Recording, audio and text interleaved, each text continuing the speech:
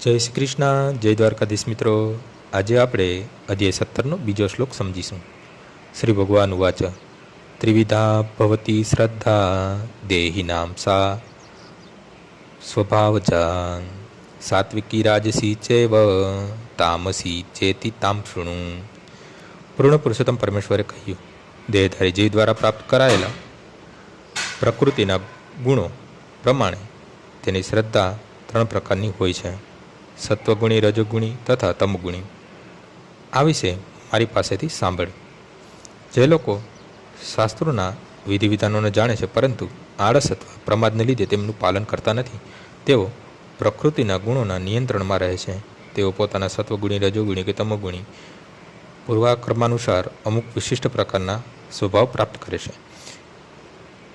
વિભિન્ન ગુણો સાથેનો જીવનો સંઘાત સતત ચાલતો આવ્યો છે.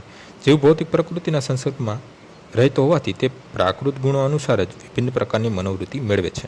પરંતુ જો મનુષ્ય પ્રમાણભૂત સદગુરુનો સંગ કરે અને તેમના તથા શાસ્ત્રોના નિયમોનું પાલન કરે તો તેની આ મનોવૃત્તિ બદલાઈ જાય છે. તે પોતાની સ્થિતિ ક્રમશઃ તમોગુણમાંથી સત્વગુણમાં કે રજોગુણમાંથી સત્વગુણમાં પરિવર્તિત કરે છે.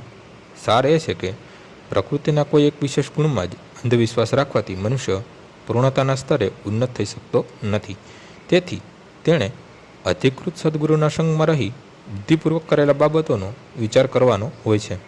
એ રીતે તે ઉચ્ચતર ગુણની અવસ્થા પામી શકે છે. આજનો શ્લોક અહીં પૂર્ણ થાય છે. આવતીકાલે ફરીથી સવારે 6 વાગ્યે મળીશું. જય શ્રી કૃષ્ણ.